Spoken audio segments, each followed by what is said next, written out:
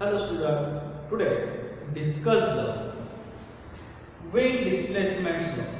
Last lecture I have discussed the spectral distribution of black body radiation or energy distribution by the spectrum is related to the black body. This lecture I have discussed the relation between radiant energy and wavelength with related to the constant temperature. The last conclusion of spectral graph, the temperature is increases. The temperature is increases, then peak value of wavelength also decreases. This concept is clearly explained by the wind displacement law. जर आपल्याला simple concept मध्ये जर जशी तुमची टेम्परेचरची value वाढत जाईल तशी त्याची असलेली वेव्हलेंथ पीक वेव्हलेंथ ही काय होत जाते कमी कमी होत जाते. आपण तिथेच डिस्कशन मध्ये पाहिले की जेवढं तुमचं टेम्परेचर वाढवेल तेवढी त्याचं रेट ऑफ इमिशन कसं असणार आहे जास्त असणार. रेट ऑफ इमिशन जास्त असेल तर त्याची वेव्हलेंथ काय होत जाते कमी होते म्हणजे त्याची फ्रिक्वेन्सी मॅक्झिमम असते जी आपल्याला न्यूमर्स आणि प्रिंगेशननी सांगितली. ते जर फ्रिक्वेन्सी आणि वेव्हलेंथ त्यांनी एनर्जीशी रिलेटेड लावलं आणि वीसनी तेच रिलेशन टेम्परेचरशी लावलं. म्हणजे तुमची जी आपण लॅम्बडा मॅक्स किंवा पीक व्हॅल्यू ऑफ वेव्हलेंथ म्हणतो is inversely proportional to the absolute temperature of given temperature. एवढा असा सिंपल लॉ आहे. Wind displacement law is law state that the wavelength for which emissive power of perfectly black body. Importance: the wavelength for which emissive power of black body is maximum, whether आपण lambda max म्हणतो, is maximum is inversely proportional to the absolute temperature of black bodies. म्हणजे आपण spectral distribution घेतानाच मुळात black बॉडीचं घेतलेलं आहे. मग त्या ब्लॅक बॉडीचं जे काय रिलेशन तिथे आलं होतं म्हणजे जसजशी तुमची वेव्हलेंथ ही वाढत गेलेली तशी म्हणजे मॅक्झिमम वेव्हलेंथची व्हॅल्यू वाढत गेलेली आहे तशी त्या इमिसिव्ह ब्लॅक बॉडीवरती अप्लाय केलेलं टेम्परेचर म्हणजे रेडिएटिव्ह हे काय होत जात आहे कमी कमी होत जाते. म्हणजे 3000 आपण जर ग्राफ पाहिला तर 3000 केल्विनला लॅम्बडा मॅक्स हा मॅक्झिमम आहे आणि 5500 केल्विनला लॅम्बडा मॅक्स हा मिनिमम आहे. तुमची जेवढी जास्त टेम्परेचर असेल तेवढे जास्त इमिसिव्ह पॉवरचा रेट असेल. मग त्याच्याच कन्व्हर्जनने आपण काय म्हणतो मग तुमची जेवढी जास्त लॅम्बडा मॅक्सची व्हॅल्यू असेल तेवढीच तुमची कमी इमिसिव्ह पॉवरची रेडिएशनची इमिसिव्ह पॉवर असेल. तोच लॉ इथे आपण केला. Lambda max is inversely proportional to the temperature means here constant is V constant means lambda max is equal to V divided by T. Absolute temperature and V is V's constant. The value of V's constant is 2.897 into 10 raised to minus 3. Simple formula V is equal to lambda max into temperature. Wavelength ची आपण कशात major करतो तर metres मध्ये आणि temperature कशात major करतो तर केल्विन मध्ये. मग युनिट आहे व्हीज कॉन्स्टंट चा मीटर केल्विन आणि डायमेन्शन मध्ये पाहिलं तर मास अपसेट आहे टाइम अपसेट आहे फक्त इथे लेंथ वर आणि केल्विन म्हणजे टेम्परेचर साठी के वर. असा आपला सिंपल हा लॉ आहे. तुम्हाला फक्त एवढाच लॉ आहे. wavelength for which emissive power of perfectly black body the lambda max is inversely proportional to the absolute temperature of black body. आता इथे त्याला डिस्प्लेसमेंट का म्हणतात बरोबर आहे की हा डिस्प्लेसमेंट म्हणजे एका जागेवर दुसऱ्या ठिकाणी जातो असं सिंपल अर्थ आहे डिस्प्लेसमेंट. आता डिस्प्लेसमेंटचं रिलेशन जर आपण स्पेक्ट्रोग्राफ जे तुम्हाला गेल्या वर्षी इलेक्ट्रोमॅग्नेटिक स्पेक्ट्रम मध्ये झालेलं जर आपण स्पेक्ट्रोग्राफ पाहिला तर आपल्याला माहिती आहे स्पेक्ट्रोग्राफ मध्ये असे कलर्स आहेत. म्हणजे आपले व्हिज्युअलचे जे 7 कलर ते 7 कलर आहेत. प्रत्येक कलरची एक वेव्हलेंथ आहे वेगवेगळी वेव्हलेंथ. सर्वात जास्त वेव्हलेंथ रेड कलरची. इथून जसं आपला कलर शिफ्ट होत जाईल तशी वेव्हलेंथ काय होत जाते कमी कमी होतं ते व्हाईट कलर पण तसं पण तसं करेल. आता तुमचं टेम्परेचर वाढवलं की वेव्हलेंथ काय होतंय कमी होते की नाही म्हणजे वेव्हलेंथचं शिफ्ट होतंय wavelength shifted to the different colours म्हणून त्या शिफ्टेडलाच काय म्हणतो आपण displacement is temperature is increases the maximum intensity of radiation emitted म्हणजे तुमचं टेम्परेचर वाढलं की मॅक्झिमम इंटेन्सिटी ऑफ रेडिएशन वाढणार आहे म्हणजेच तुमचं तिथं असलेला कलरचा डार्कनेस हा वाढत जाणार म्हणजे टेम्परेचर बदललं तर तसं तुमचा डार्कनेस वाढत जाणार आहे किंवा बदलत जाणार तुमची वेव्हलेंथ काय होत जाणार आहे चेंज होत जाणार द सिंपल कन्सेप्ट तेच आपल्याला म्हणून याला आपण म्हणतो डिस्प्लेसमेंट लॉ कारण की तुमचा कलर हा काय होत जातो शिफ्ट होत जातो जशी वेव्हलेंथ बदलेल तशी. नेक्स्ट रिलेशन आहे आपलं Stefan's and Boltzmann constant. This relation again depends by the emissive power and temperature. इथलं जे रिलेशन होतं ते वेव्हलेंथशी आहे. स्टीफन्स आणि बोल्ट्झमॅननी आपल्याला तेच रिलेशन इमिसिव्ह पॉवरचं आणि टेम्परेचरशी सांगितलं. Next law Stefan's and Boltzmann's law of radiation. आपण लास्ट लॉ जो पाहिला वेव्ह डिस्प्लेसमेंट लॉ तिथे रिलेशन होतं वेव्हलेंथ आणि टेम्परेचर. इथे रिलेशन पुन्हा स्पेक्ट्रल डिस्ट्रीब्युशनशीच रिलेटेड आहे means energy radiation and temperature. The Stephens and Boltzmann's law of radiation is state that the amount of radiant energy per unit area of black body per unit time is directly proportional to the fourth power of absolute temperature. Is important. The fourth power of absolute temperature. Simple definition is Stephens and Boltzmann's law of radiation is state that the amount of radiant energy per unit area of black body per unit time is directly proportional to the fourth power of its absolute temperature. Q means the amount of radiant energy, A means area of black body, and T means given time is directly proportional to the fourth power of temperature. आणि हाच formula आपण emissive power मध्ये पाहिलेला emissive power of body at a given temperature is defined as the amount of radiant energy per unit area of body per unit time. इथं फक्त body होती ती body कोणती आहे ब्लॅक बॉडी एवढा एकच आहे means RB means the emissive power of perfectly black body is directly proportional to the fourth power of absolute temperature. He second definition सुद्धा होऊ शकते. अजून एक definition means energy divided by time is power. The power of radiant energy per unit area of black body is directly proportional to the fourth power of its absolute temperature. अशा simple तीन definition means RB is directly proportional to the T raised to 4 means RB is equal to sigma T raised to 4. इथे हा constant आहे तो constant म्हणजेच कोणता आहे Stephen's constant आणि त्याची व्हॅल्यू आहे 5.67 into 10 raised to -8 joule metre square second K raised to 4 किंवा केल्विन raised to 4.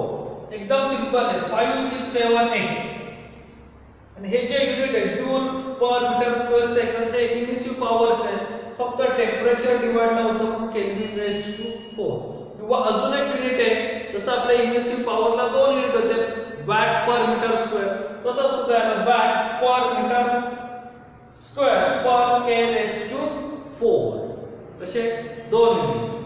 डायमेन्शन जे तुमचे इमिसिव्ह पॉवरचं डायमेन्शन आहे तेच डायमेन्शन त्याला फक्त केल्विन रेस टू 4 याचं डायमेन्शन काय होणार आहे मायनस मध्ये जाणार. टेम्परेचरचं डायमेन्शनचं सिम्बॉल केच आहे हे इमिसिव्ह पॉवरचं आहे हा खालचा 4 वर गेला काय होणार -4 means m1 l0 t raised to -3 k raised to -4 the dimension of Stephen's constant. हे दोन्ही सुद्धा विचारले परीक्षेला SI युनिट्स आणि dimension 1 mark MCQ.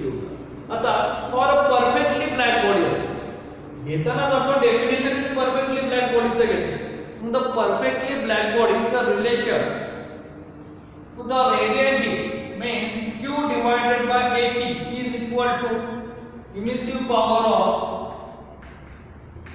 perfectly black body and emissive power of perfectly black body is sigma into T raised to 4 means Q is equal to, therefore Q divided by AT is equal to sigma into T raised to 4 means radiant energy, the amount of radiant energy is equal to sigma A small t raised to T.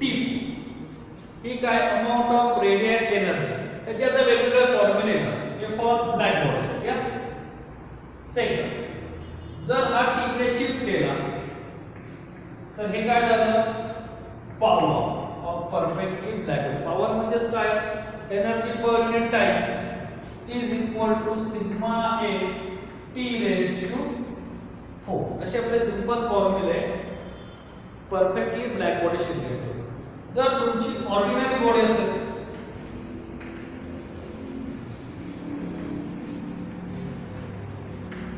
emissive power of ordinary body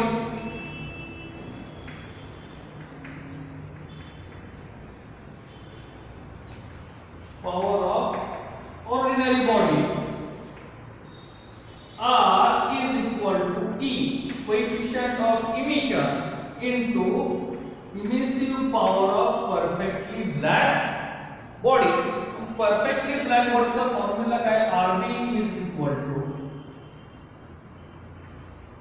sigma T raised to 4. इथे important E coefficient of emission into sigma into T raised to 4. and again emissive power चा formula काय Q divided by A into T is equal to E sigma T raised to 4 means therefore Q is equal to means amount of radiant energy is equal to E sigma A T T raised to 4.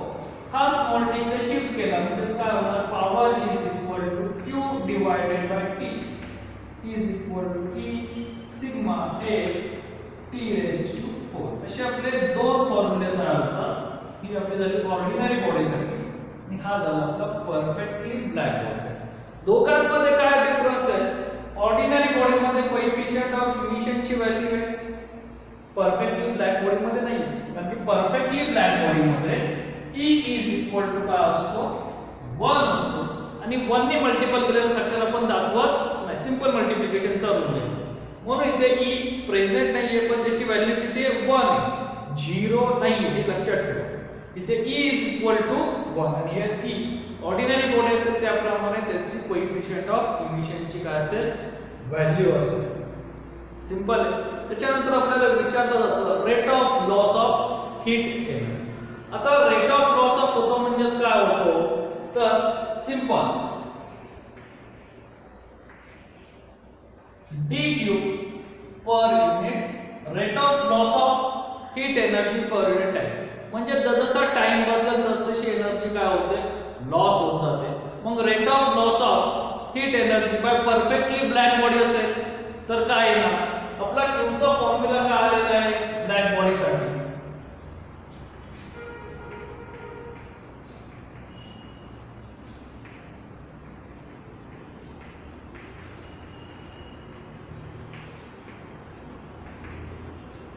काय formula आहे QB sigma A small t raise to 4. Simple derivative आता maths मध्ये तुमचा derivative झाला असेल t चा derivative sigma A t raise to 4 हे constant आहे आणि dt by dt चा डेरिव्हेटिव्ह काय तो 1 आहे म्हणजे rate of loss of heat of perfectly black body is sigma A T raised to 4. Similarly, loss of heat for ordinary body म्हणजे त्याचा फॉर्म्युला काय आहे ना dq divided by dt. मग q ची व्हॅल्यू काय E sigma A T raised to 4 divided by dt. Therefore, loss of heat of ordinary body is equal to E sigma A T raised to 4. हा झाला आपला simple ordinary बॉडीचा असलेला formula आणि हा परफेक्टली ब्लॅक बॉडीचा formula. त्याला काय म्हणायचं रेट ऑफ लॉस ऑफ बरोबर की rate of loss of heat energy किंवा रेडियंट एनर्जी. ते जी काय तुमची रेडियंट एनर्जी असेल त्याचा लॉस कसा होत जाणार म्हणजे एकदा तुम्ही गरम केलेली वस्तू असेल ती सुरुवातीपासून पुढच्या टाइम पर्यंत तेवढंच तिचं टेम्परेचर राहणार आहे का नाही ती हळूहळू त्याची एनर्जी म्हणजे हीट इमिट करणार आहे की नाही. मग तीच ती काय झाली तर total amount of heat loss of emitting radiation energy. Perfectly black बॉडीचं sigma A T raised to 4 and ordinary बॉडीचं E coefficient of emission into Stephen's constant into area of surface area of body into fourth power of temperature. असं आपला simple relation Stefan's Boltzmann's law of radiation. जर तुम्हाला दोन temperature असेल म्हणजे सराउंडिंगच्या टेम्परेचरचा सुद्धा effect होणार. म्हणजे आता जर आपण पाहिलं तर एकच एक्सपेरिमेंट आपण समर सीझन मध्ये आणि विंटर सीझन मध्ये केलं तर दोघांची रिडिंग सारखी येणार नाही. आणखी समर सीझन मध्ये असलेलं सराउंडिंग टेम्परेचर आणि विंटर सीझन मध्ये असलेलं सराउंडिंग टेम्परेचर या दोघांमध्ये डिफरन्स आहे. समर मध्ये तुमचं ऑलरेडी टेम्परेचर हे हाय आहे आणि विंटर मध्ये तुमचं ऑलरेडी सराउंडिंग टेम्परेचर हे लो आहे. त्यांचा सुद्धा काय होणार ह्याच्यावरती ह्या टी वरती इफेक्ट होणार की नाही. जसं आपण गेल्या वर्षी न्यूटन्स लॉ ऑफ कूलिंग मध्ये पाहिलं तर सेम कन्सेप्ट स्टीफन्स लॉ मध्ये सुद्धा येतो. तर त्याचं आपण रिलेशन पाहू शकतो. The relation between absolute temperature and surrounding temperature. With a simple relation, consider if a perfectly black body having a absolute temperature T and its place and surrounding absolute temperature is T0. म्हणजे एखादा object जर आपण गरम करत गेला तर समर season मध्ये already temperature हाय आहे म्हणजे 36-37 डिग्री सेल्सिअस ऑलरेडी त्या बॉडीचे टेम्परेचर असेल आणि त्याच्या पुढे आपल्याला टेम्परेचर वाढवायचं. तर विंटर मध्ये टेम्परेचर लो असतं म्हणजे 18 किंवा 19 डिग्री सेल्सिअस. म्हणजे आपल्याला 18 पासून त्या टेम्परेचर पर्यंत नेल्यानंतर आपली वेव्हलेंथ चेंज होणार आहे किंवा इमिसिव्ह पॉवर मध्ये चेंज होणार आहे. तर ह्या दोघांचं रिलेशन आपल्याला इथे एक्सप्लेन करायचं. मग इथे टी म्हणजे जे टेम्परेचर आपण इन्क्रीज करणार ते नेहमी टेम्परेचर आपलं सराउंडिंग टेम्परेचर पेक्षा कसं हवंय जास्त. सिंपल. तर the net loss of radiant energy of perfectly black body per unit area per unit time is.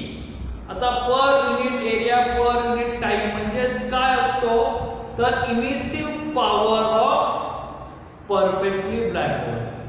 म्हणजे तुमचं सराउंडिंग टेम्परेचरच्या वेळेस असणारी इमिसिव्ह पॉवर आणि तुम्ही टेम्परेचर इन्क्रीज केल्यानंतर असलेली इमिसिव्ह पॉवर ती ज्यावेळेस त्या हाय टेम्परेचर पासून त्या सराउंडिंग टेम्परेचर पर्यंत बॉडीचं ज्यावेळेस टेम्परेचर सराउंडिंग पर्यंत येईल तिथपर्यंत जी एनर्जी लॉस होणार आहे त्याचा हा फॉर्म्युला आहे sigma T raised to 4 minus T0. हा फॉर्म्युला आपण याच्यावरूनच घेतलेला सिंपल फॉर्म्युला. लॉस होतो म्हणजे काय होतो डिफरन्स होतो फायनल मायनस इनिशियल. आणि इथे काय म्हणतोय तर loss of heat per unit time म्हणजे तो टाइम नुसार कसा लॉस होतो. इथे आपण पर्टिक्युलर सराउंडिंग टेम्परेचर पर्यंत येत नाही. म्हणजे फर्स्ट 5 मिनिट्स मध्ये किती लॉस झाला नेक्स्ट 5 मिनिट्स मध्ये किती लॉस झाला it is depended by the changing time. तर त्याचा सिंपल डेरिव्हेटिव्ह आहे sigma A T raised to 4. आणि इथे आपण टाइम ड्युरेशन कन्सिडर करत नाही. इथे आपण त्याला डायरेक्ट कुठे आणतोय इमिसिव्ह पॉवरचं रिलेशन घेतो. म्हणजे सिंपल फॉर्म्युला हा आहे सिग्मा T4 म्हणजे तुमचं इन्क्रीजिंग टेम्परेचर तोच फॉर्म्युला सिग्मा T04 म्हणजे तुमचं सराउंडिंग टेम्परेचर असलेल्या इमिसिव्ह पॉवरचा डिफरन्स. जसं परफेक्टली ब्लॅक बॉडीचं रिलेशन आहे तसंच ऑर्डिनरी बॉडीचं. The net loss of radiant energy for ordinary body per unit area per unit time. आता ऑर्डिनरी बॉडीचा फॉर्म्युला काय येतोय? E into emissive power of perfectly black body. Emissive power चा formula काय for perfectly black body? Sigma into T raised to 4 म्हणजे E into sigma into T raised to 4. E into sigma in bracket T raised to 4 म्हणजे तुमचं increasing टेम्परेचरची 4 power minus T0 म्हणजे तुमची surrounding टेम्परेचरची 4 power. असे आपले काय होतात? दोन फॉर्म्युले झाले. आता हाच फॉर्म्युला अजून एकाशी रिलेटेड आहे, तो म्हणजे loss of power. Loss of power emissive power म्हणजे नुसते काय म्हणतो? Loss of power per unit area. म्हणजेच लॉस ऑफ पॉवर म्हणजेच काय? Radiant energy divided by time म्हणजे पॉवर आलं, पॉवर डिवाइडेड बाय एरिया म्हणजे loss of power per unit area. Again same formula, power per काय पाहिजे? Divided by per unit. नुसतंच loss of power असेल, only related to the loss of power means dq divided by dt. हे काय आपले simple relation. याच्यावरती 3 marks और 4 marks काय असतात? प्रॉब्लेम सुद्धा विचारले जातात. 1 मार्क्स टू 4 मार्क्स असे एक्झाम्पल याच्यावरती देतात. एमसीक्यू ला सुद्धा विचारले गेले आणि थेरीच्या पेपर मध्ये सुद्धा मॅक्झिमम वेळा विचारले गेले. Okay, thanks. काय सजेशन असतील तर त्या कमेंट्स बॉक्स मध्ये